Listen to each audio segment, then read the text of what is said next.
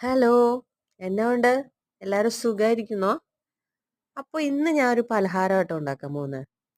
അപ്പൊ ഈ പലഹാരത്തിന്റെ പേരെന്താന്നൊന്നും എനിക്കറിയില്ല. സാധാരണ അങ്ങനെ ഇതിന്റെ പേരൊന്നും ആരും പറയുന്നത് ഞാൻ കേട്ടിട്ടില്ല. അപ്പൊ ഇതിന് ആവശ്യമായ സാധനങ്ങൾ എന്തൊക്കെയാന്ന് വെച്ചാ ചെറിയ പഴം, ഗോതമ്പ് പൊടി, പിന്നെ പഞ്ചസാര, പിന്നെ ലേശം ഉപ്പ്. ഇനി ഇതെല്ലാം കൂടി നന്നായിട്ട് അങ്ങ് മിക്സ് ചെയ്തെടുക്കണം. പിന്നെ നമ്മുടെ ഉണ്ണിയപ്പമൊക്കെ നമ്മൾ ഉണ്ടാക്കൂലേ, അതുപോലെ അങ്ങ് ഉണ്ടാക്കിയെടുത്താൽ മതി.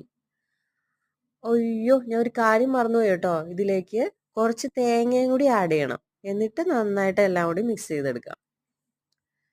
ശരിക്കും ഇതൊരു ഉണ്ണിയപ്പച്ചട്ടിയിലാണെങ്കിൽ നല്ല ഷേപ്പിൽ കിട്ടിയേനെ. ഇത് കണ്ടോ? എൻ്റെ ഒരു ഷേപ്പ് ഒന്നും ഇല്ലാതെ പോകുന്നു.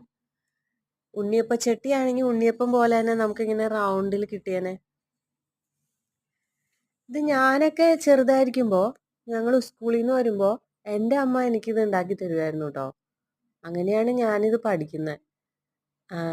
അപ്പോ ഇന്ന് ഞാൻ എൻ്റെ പിള്ളേർക്ക് ഇത് ഉണ്ടാക്കി കൊടുക്കുവാണേ. കണ്ടോ? തലമുറ തലമുറയായിട്ട് ഉണ്ടാക്കുന്ന പലഹാരമാണ് അപ്പൊ ഇത്. അപ്പൊ നിങ്ങൾ ഇതൊന്ന് ട്രൈ ചെയ്ത് നോക്കൂ. നിങ്ങളും നിങ്ങളുടെ പിള്ളേർക്ക് ഉണ്ടാക്കി കൊടുക്കൂ. പിന്നീട് അവരുടെ പിള്ളേർക്ക് ഉണ്ടാക്കി കൊടുക്കട്ടെ.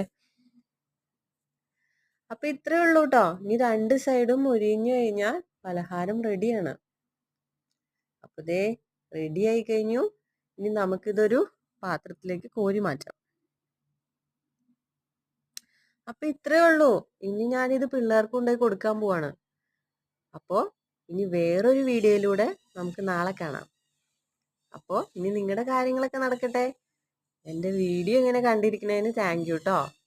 അപ്പൊ ശരി എന്നാ. Okay bye.